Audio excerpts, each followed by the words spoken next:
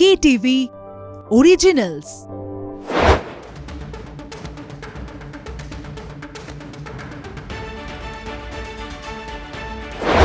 শুরু করছি আজকে স্টেডিয়াম বুলেটিন। আমি জয়জ্যোতি রয়েছে আপনাদের সঙ্গে। আর স্টেডিয়াম বুলেটিনে প্রথমেই আসবো কলকাতা নাইট রাইডার্স প্রসঙ্গে। গতকাল ম্যাচ হয়ে গিয়েছে এবং গতকালের আগের দিন অর্থাৎ গত পরশু কলকাতা নাইট রাইডার্স ক্রিকেটারদের 2012 সালের ফাইনালের ভিডিও দেখানো হয়েছিল, যাতে মেন্টালি বুস্ট আপ করা যায় কেকেআর ক্রিকেটারদের, কিন্তু লাভের লাভ কিছু হয়নি। গতকাল সিংহের গুহায় সিংহের গর্জনই শোনা গিয়েছে। এই প্রসঙ্গে আসবো, গতকাল ম্যাচ নিয়ে অবশ্যই আলোচনা হবে। আমার সঙ্গে রয়েছেন কলকাতা টিভির যুগ্ম সম্পাদক গৌতম ভট্টাচার্য। গৌতম দা, স্বাগত। ভিডিও দেখানো হয়েছিল, বলা হয়েছিল যে এটা থেকে উদ্দীপিত হতে, এবং অবভিয়াসলি গৌতম গম্ভীর তো তিনি চান আরও বেশি করে অন্য মাঠের মতো যেরকম আরসিবি ম্যাচটা জিততে চান, তেমনি সিএসকে ম্যাচটা জিততে চান, কারণ ধোনির সঙ্গে তার বহুদিনের পুরনো একটা, কি বলবো আমি জানি না, সংঘাত বলবো, টেনশন বলবো, স্ট্রেস একটা কিছু রয়েছে, টেনশন রয়েছে, এভাবে বলাই ভালো। তিনি এই ম্যাচটা জিততে চান, কিন্তু দেখা গেল যে চেন্নাইতে সাবেকি যে ফাঁদ পাতা থাকে বেসিক্যালি, সেটা হচ্ছে স্পিনের, এবং ওই সামান্য বল ঘুরবে, উইকেটের চরিত্রটা অন্যরকম, সেই চোরাবালিতে পড়ে কেকেআর আবার তলিয়ে গেল। এটা খুব দুঃখজনক, কারণ কেকেআর এবার যে সিএসকে পেয়েছিল সেই সিএসকে পরপর দুটো ম্যাচ হেরে বিপন্ন, এবং আগেকার টিমগুলোর 50%ও নয়। সিএসকের যে টপ টিমগুলো, যখন ম্যাথু হেডেন খেলতেন, ডোয়েন ব্রাভো খেলতেন, সেই সময় যে টিম ছিল সিএসকের, এটা তার 50%ও নয়। এবং তারপরে পাথিরানা খেলছেন না, কালকে দীপক চাহার ছিলেন না, সিএসকে হারানোর সুবর্ণ সুযোগ ছিল। অথচ এর আগে যদি তুমি রেকর্ড দেখো, যে 10 বার ওখানে খেলার মধ্যে 3 বার মাত্র কেকেআর জিতেছে, 7 বার জিতেছে সিএসকে।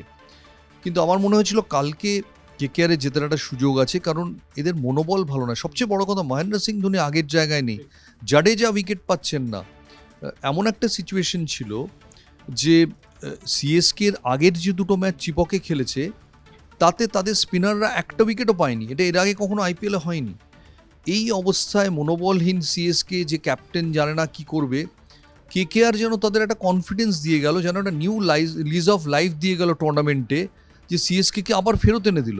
এটা সবচেয়ে দুঃখজনক। আর একটা অবাক লাগলো যে কেকেআর যেন ভেবেই ছিল যে প্রথম ম্যাচে যেরকম তারা টার্ফ দেখেছে চিদম্বরম স্টেডিয়ামে, অর্থাৎ বল বাউন্স করবে, স্পিন করবে না, যেন সেরকমই হবে। পিচটা পড়তে কেকেআর আমার ধারণা সম্পূর্ণ ভুল করেছে, এবং সেই জন্য তারা যে ব্যাটিং অর্ডার যেভাবে সাজিয়েছে, যেভাবে গুছিয়েছে, সেটা একেবারে অন্যরকম ছিল। যেটা ম্যাচের যা পরিস্থিতি সে অনুযায়ী ছিল না, আর কেকেআর তার মাসুল দিল। একদমই, এবং এটাই বলা হচ্ছে যে উইকেট রিড করাটা একটা বড় ফ্যাক্টর হয়ে দাঁড়ায়, এবং কলকাতা নাইট রাইডার্স ক্রিকেটাররা কিন্তু সেটা করতে পারেনি। শ্রেয়াস আইয়ার নিয়ে অবশ্যই আসবো। ক্যাপ্টেন শ্রেয়াস আইয়ার নিজে অবশ্যই একটা ইনিংস খেলেছেন 32 রানের, তবে ক্যাপ্টেন্সি কীভাবে দেখছেন? শ্রেয়াস আইয়ারের ইনিংসটা আমার প্রায় গাভাস্কারের ওই 60 ওভারে 36টা মনে করিয়ে দিচ্ছিল। সেটা তখন 1975-এ খেলা হয়েছিল। এখন এই 2024-এ যদি কেউ এরকম এত স্লো একটা ইনিংস খেলে, আর এখন সারাক্ষণ তুমি একদিকে আটকে রেখেছো, মানেটা কি? তুমি তো মারবে, তুমি তো শুরু থেকে ফ্লোটা তুলবে। তোমায় মনে রাখতে হবে, তুমি ব্যাট করতে আসছো রিঙ্কু সিংয়ের আগে, আন্ড্রে রাসেলের আগে। তুমি এসে যদি এত ঠুকঠুক করো নিজের ফর্ম ফিরে পাওয়ার জন্যে, তুমি ফর্ম পাওনি, সেটা সবাই দেখতে পাচ্ছে। কেন গৌতম গম্ভীর দেখতে পাননি আমি জানি না, বা হয়তো ভেবেছিলেন যে এই উইকেটে শ্রেয়াস আইয়ার হয়তো বিদেশিদের চেয়ে বা রিঙ্কুর চেয়ে বেশি সাকসেসফুল হবেন। কিন্তু কোথাও গিয়ে ক্যাপ্টেনের যে ঝুঁকি নিতে হয়, যে শট মারতে হয়, আনফর্চুনেটলি শ্রেয়াস আইয়ার সেই ফ্লোটা দেখাননি। এবং আমি এখনও বুঝতে পারছি না, বা অনেকেই বুঝতে পারছেন না, যে রিঙ্কু সিং এত নিচে কেন। ইভেনচুয়ালি যেটা হচ্ছে, রিঙ্কু সিং এত কম খেলার সুযোগ পাচ্ছেন। রিঙ্কু সিংয়ের হায়েস্ট স্কোরটা একটু দেখে নিও, আমার ধারণা 28 বা 29 এরকম কিছু হবে। এরম যদি চলে, রিঙ্কু সিং কিন্তু টি-20 ওয়ার্ল্ড কাপের সুযোগই পাবেন না একেবারে। এবং আওয়াজ উঠছে যে রিঙ্কু সিং ব্যাটিং অর্ডারে এত নিচের দিকে কেন নামছেন, যেখানে তার মধ্যে সব রকম কোয়ালিটিস রয়েছে, এবং অবশ্যই কেকেআর টিম ম্যানেজমেন্টের দেখা উচিত, এবং দেখা যাক রিঙ্কু সিংকে ব্যাটিং অর্ডারে। আমি বলছি যে বম্বেতে যে টিমটায় কায়রন পোলার্ড নিচে নামতেন, সেই টিমটা রোহিত শর্মা ওপেন করতেন, সেই টিমে সূর্যকুমার যাদব মিডল অর্ডারে ছিলেন। কিন্তু এখানে তো সেরকম নয়। এখানে যেদিন ফিল সল্টের রান হবে না, যেদিন ওপেনিং জুটিতে রান হবে না, তোমায় তো কাউকে একটা রাখতে হবে যে স্কোরবোর্ডটা চালু রাখবে। সেদিনও কি তুমি রাসেলকে লাস্টে পাঠাবে? রাসেল যেদিন একটা টেম্পো উঠে যাচ্ছে, তুমি রাসেলকে পেছনে রাখতে পারো, রিঙ্কুকে পেছনে রাখতে পারো, বাট সবাইকেই যদি পেছনে রাখো তাহলে সামনে পাওয়ার হিটারটা কে রইল?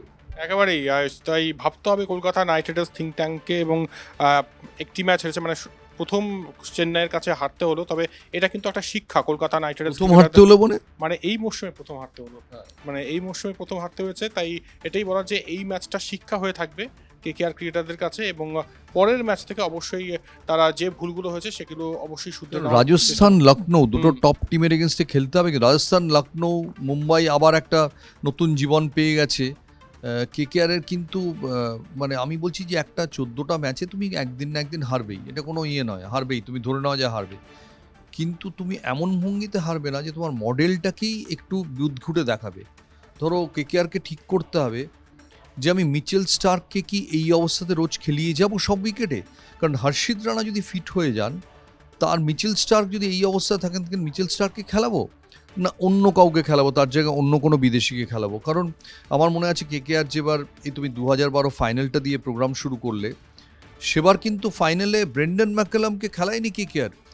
যে ভদ্রলোক 2008-এ টি20 ক্রিকেটে ওইরকম একটা ইনিংস খেলেছিলেন, তিনি খুলে দেখো যে 2012 ফাইনালে তার জায়গায় মনমিন্দর সিং বিসলা উইকেট কিপিং করেছিলেন। এবং বিসলা বোধহয় ওই একটা আইপিএল ম্যাচ খেলার জন্যই জন্মেছিলেন, এই মর্তে এসেছিলেন বোধহয় ওটার জন্যেই। তিনি ওভারঅল যদি অ্যাভারেজ দেখো 24 অ্যাভারেজ, তারপর থেকে কিছু শোনা যায়নি। কিন্তু কি খেলেছিলেন ওই দিন, 48 বলে 89।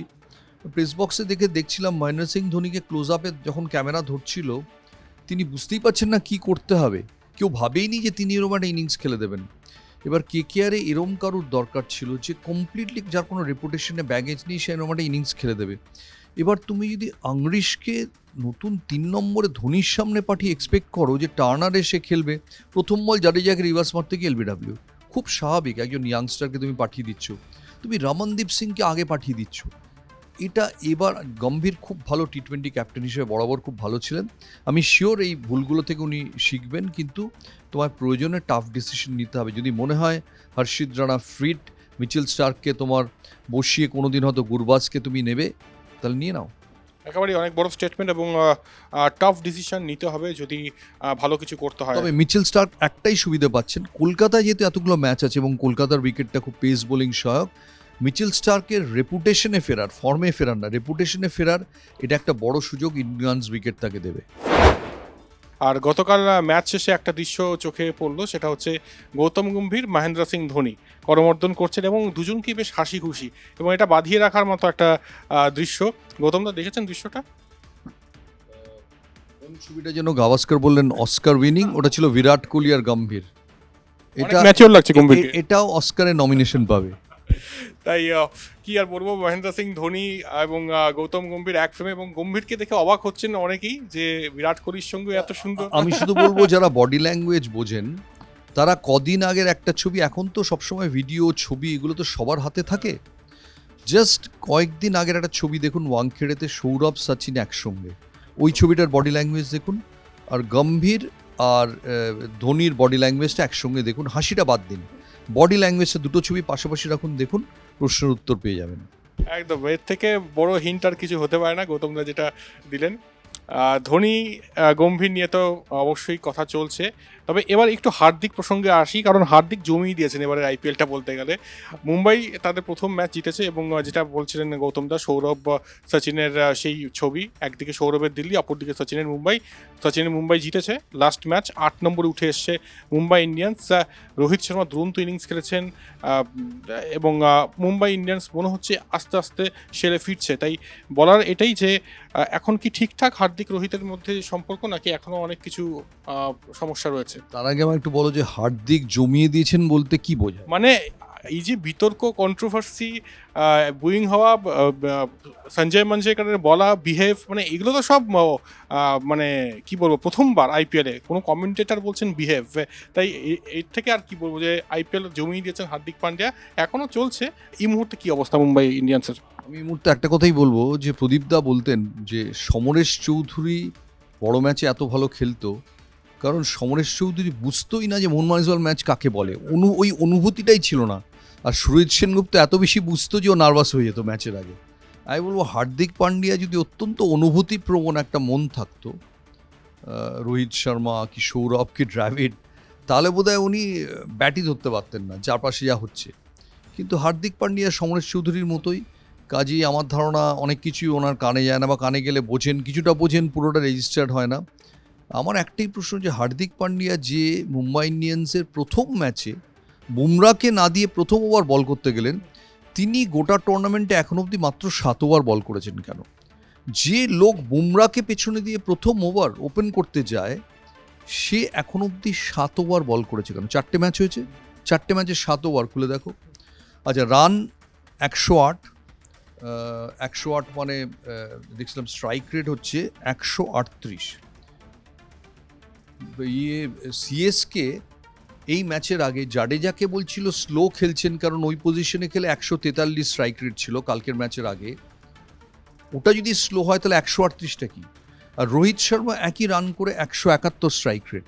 এখন কিন্তু স্ট্রাইক রেট ব্যাটসম্যানদের আর বোলারদের ইকোনমি রেট, একটা যে পাড়ায় আলু কাবলি বিক্রি করে সেও জানে যে এটা কতটা ইম্পর্টেন্ট। তো হার্দিক পান্ডিয়া আমি জানি না এরপরে টি-20 ওয়ার্ল্ড কাপে কি উনি যাবেন বলে তোমার মনে হয়? এটা তো এখন অজিত আগরকরও জানেন না, তবে জমিয়ে দিয়েছে, তুমি বলবে তারপরে টি-20 ওয়ার্ল্ড কাপে জমিয়ে দিয়েছেন হার্দিক পান্ডিয়া। সবুজ গালিচায় জমাননি, সবুজ গালিচার বাইরে জমিয়ে দিয়েছেন। যা হচ্ছে কন্ট্রোভার্সি সব মানে অন্য জায়গায় হচ্ছে, 22 গজের মানে 22 গজকে নিয়েই হচ্ছে, তিনি যেভাবে ক্যাপ্টেন্সি করছেন বা তাকে নিয়ে যেভাবে বুইং চলছে, তো এই জন্যই বলা যে জমিয়ে দিয়েছেন হার্দিক পান্ডিয়া। এরম হলে কিরম হয় যে দেখা গেল হয়তো টুর্নামেন্টের বিজনেস এন্ডে গিয়ে হিরো হয়ে গেলেন হার্দিক পান্ডিয়া আর মিচেল স্টার্ক। এটা বলো, এটার উপর সম্ভাবনা কত টাকা রাখবে? হতেই পারে, মানে টি-20 কত টাকা রাখবে বলো? আমি এখনো পর্যন্ত কিছু রাখবো না, এমনিই খারাপ সময় যাচ্ছে, তাই আর কিছু রাখার নেই। তবে হতেই পারে, মানে টি-20 ওদের যাচ্ছে না তোমার যাচ্ছে? আমারই যাচ্ছে। তাই টি-20 ক্রিকেটে কি হয় কিছু বলা যায় না, মানি ব্যাগ বের করে কিচ্ছু রাখবে না। দেখা যাক কি হয়। তবে এইটুকু বলার যে হার্দিক পান্ডিয়া নিয়ে চর্চা চলবে। তবে মুম্বাই ইন্ডিয়ান্স জয়ের মুখ দেখেছে এবং রোমারিও শেফার্ডের সেই লাস্ট ওভারের ইনিংসটা জল করছে এই মুহূর্তে। আর মুম্বাই ইন্ডিয়ান্স 8ম স্থানে। আমি এখানে একটা কথা বলতে চাই, রোমারিও শেফার্ডকে কেন মুম্বাই ইন্ডিয়ান্স আগে খেলায়নি আমি জানি না। রোমারিও শেফার্ড সম্পর্কে বলা হচ্ছে, ওয়েস্ট ইন্ডিয়ানরা বলছে যে রোমারিও শেফার্ড এবারে টি-20 ওয়ার্ল্ড কাপ উদ্ভাসিত করে দেবেন। এত বড় একটা কথা বলা হচ্ছে রোমারিও শেফার্ড সম্পর্কে, তাকে কেন প্রথম দিন হার্দিক পান্ডিয়া স্যার খেলাননি সেটা আমি জানি না একেবারে। এবং স্যার হার্দিক পান্ডিয়া দেখেছেন অ্যান্ড্রিক নরকিয়াকে মেরেছেন, ওই 32 রান যে নিয়েছেন নরকিয়ার ওভারে, তাই পন্টিংয়ের চাকরি চলে যেতে পারে রোমারিও শেফার্ডের জন্য। একদম, তাই অনেক কিছু নাটক এখনো বাকি রয়েছে। কলকাতার ম্যাচ নিয়ে আলোচনা করলাম, হার্দিক রোহিত সম্পর্ক নিয়ে নাটক বাকি আছে। রোহিত ভক্তদের জন্য বলি, নেক্সট ইয়ার রোহিত শর্মাকে মুম্বাই ইন্ডিয়ান্সে দেখতে পাবেন না মোটামুটিভাবে।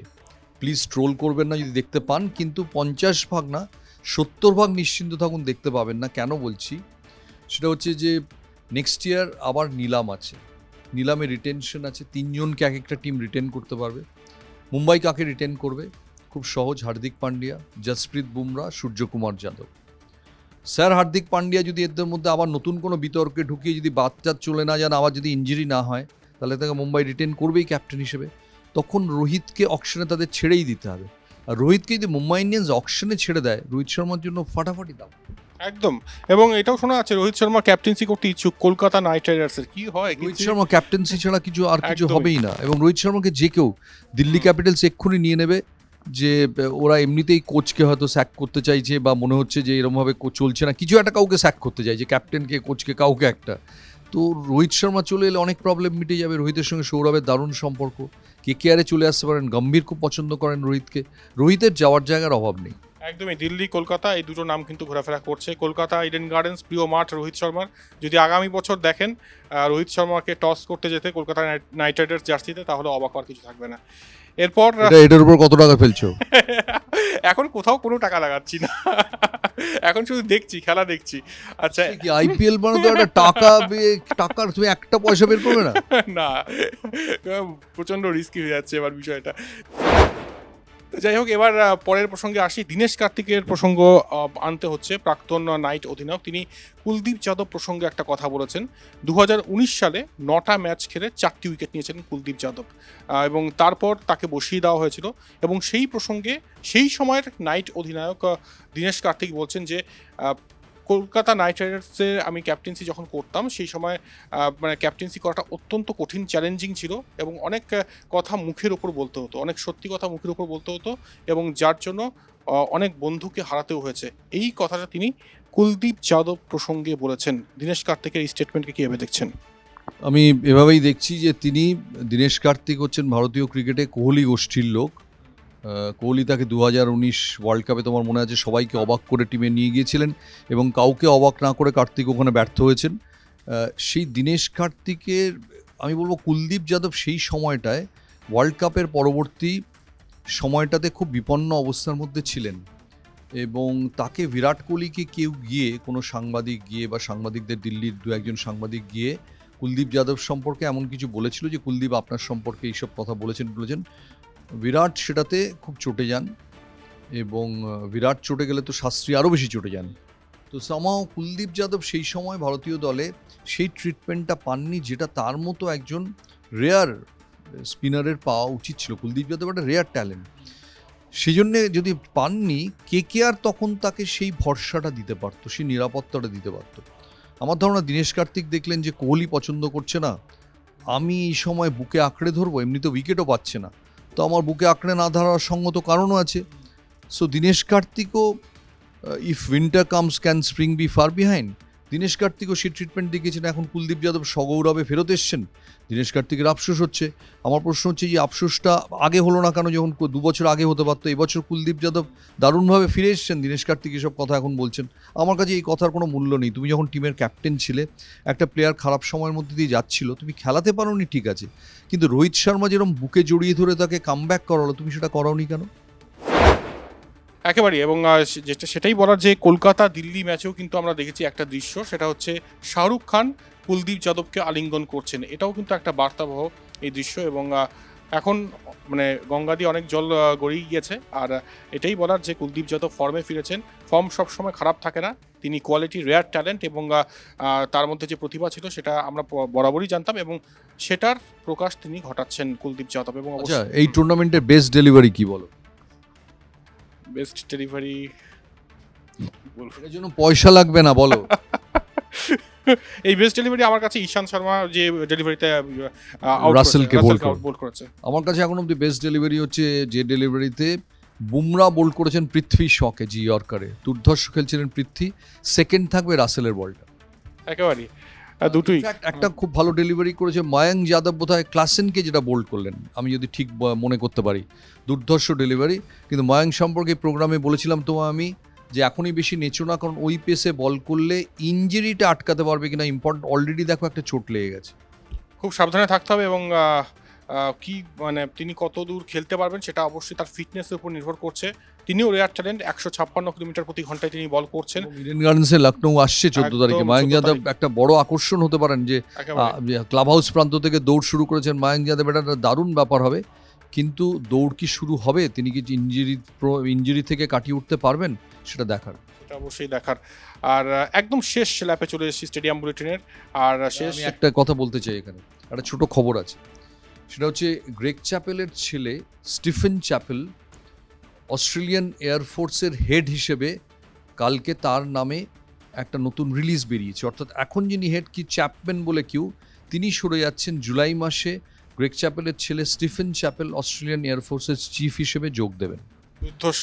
এরকম এক্সক্লুসিভ খবর কিন্তু একমাত্র এই স্টেডিয়াম বুলেটিনেই পাবেন, এবং অবশ্যই এক্সক্লুসিভ জিবি গৌতম দা আরেকটা এবং এক্সক্লুসিভ। তারপরেও কিন্তু জয়জ্যোতি ঘোষ কোনো মানিব্যাগের রং তারপরেও দেখা যাবে না। সেটা অবশ্যই সময় আসুক, অবশ্যই মানিব্যাগের রং দেখা যাবে।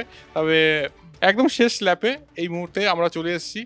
আর শেষ ল্যাপে একটা কথাই বলা, সেটা হচ্ছে যে অ্যালান নট, কিংবদন্তি উইকেট কিপার, তার আজ জন্মদিন। 1946 সালের আজকের দিনেই তিনি জন্মেছিলেন। অ্যালান নটকে কীভাবে স্মরণ করবেন? আমি অ্যালান নটকে দেখেছি স্কুল ছাত্র হিসেবে ইডেনগার্ডেন্সে, এবং যা দেখেছি জন্মান্তরও ভুলবো না। অবিশ্বাস্য। অ্যালান নট উইকেট কিপিংয়ের প্রথম ও শেষ কথা। তুমি যদি উইকেট কিপারদের একটা বিশ্ব একাদশ করো এখন সর্বকালের সেরা, তাতে হয়তো তুমি অ্যাডাম গিলক্রিস্টকে নেবে ব্যাটিংয়ের জন্য, এখন যেহেতু উইকেট কিপারদের ব্যাটিং করতে হয়। কিন্তু ইংল্যান্ডের মাঠে বল সিম করছে, উইকেট ঢাকা দেওয়া নেই, এরম একটা পরিবেশে যদি টেস্ট ক্রিকেট খেলা হয়, অ্যালান নটের চেয়ে বড় কেউ জন্মায়নি যিনি ডেরেক আন্ডারউডকে ভিজে উইকেটে পেছনে দাঁড়িয়ে কিপিং করতেন। 95টা টেস্ট ম্যাচ খেলেছেন, আজকের দিনে হলে 140-50টা খেলতেন, রেয়ার। এবং আমি ঋদ্ধিমান সাহা যখন কলকাতা মাঠে ওই পিঙ্ক বল টেস্ট ম্যাচে দুর্ধর্ষ ক্যাচগুলো নিচ্ছিলেন, ওই ম্যাচের পর আমি রবি শাস্ত্রীর একটা ইন্টারভিউ করেছিলাম, তাদের রবি শাস্ত্রী একটা কথা বলেছিলেন, অ্যালান নটের পর এত ভালো উইকেট কিপিং দেখিনি। কারণ অ্যালান নট হচ্ছেন উইকেট কিপিংয়ের সর্বোচ্চ একটা টেমপ্লেট, যেটা কেউ ছুতে পারে না। আনফর্চুনেটলি নট এখন নিজেকে বলতে গেলে সামাজিক জীবন থেকে সরিয়ে নিয়েছেন। গত কয়েক বছর হলো সাইপ্রাসে চলে গেছেন। সাইপ্রাসে ক্রিকেট সমাজ থেকে সম্পূর্ণ আলাদা, নিঃসঙ্গভাবে বাঁচেন। বছরে একবার হয়তো লন্ডনে আসেন। আমায় ফারুক ইঞ্জিনিয়ার বলছিলেন নটের সঙ্গে দেখা করতে ওই লন্ডন ওই বিশেষ দিনে তিনি গেছিলেন, কারণ এছাড়া নটিকে পাওয়া যায় না। কিন্তু অ্যালান নটকে শুধু জন্মদিন নয়, সারা বছর যখন ক্রিকেট খেলায় কেউ ভুলবে না। একেবারে, এবং অনেক অনেক শ্রদ্ধা অ্যালান নটকে আমাদের তরফ থেকে। আর এরকম উইকেট কিপার ওই শতাব্দীতে একবারই জন্মায়, এবং রবি শাস্ত্রীর বিরাট কমপ্লিমেন্ট আমি মনে করি ঋদ্ধিমান সাহাকে, যে অ্যালান নটের পরে এরকম একটা উইকেট কিপার তিনি দেখেছেন, যেটা গৌতম দাকে তিনি জানিয়েছেন। এখানেই শেষ করতে হচ্ছে। অনেক ধন্যবাদ গৌতম দা আপনাকে। আর স্টেডিয়াম বুলেটিনে সব এক্সক্লুসিভ খবর এবং একই সঙ্গে ইনসাইড স্টোরি পাবেন, তাই চোখ রাখুন স্টেডিয়াম বুলেটিনে। এবং স্টেডিয়াম বুলেটিন দেখার জন্য অবশ্যই লগ ইন হতে হবে কলকাতা টিভি অনলাইনে, এবং একই সঙ্গে আমাদের ফেসবুক, ইউটিউব আর ডিজিটাল ব্রডকাস্ট পার্টনার ডেইলি হান্তে রয়েছি। এবং আজকে আমাদের সঙ্গে ক্যামেরার সহায়তায় একেবারেই ক্যামেরা সহায়তায় আমাদের সঙ্গে মনোজেশ মুখার্জি রয়েছে। আর অনেক ধন্যবাদ তাকেও। আসলে ব্যাক স্টেজে যারা রয়েছে তাদের নাম নেওয়া হয় না, তাই আজকে থেকে আমরা তাদের নামটাও নেব। শুভরাত্রি জানাচ্ছি। শুভরাত্রি।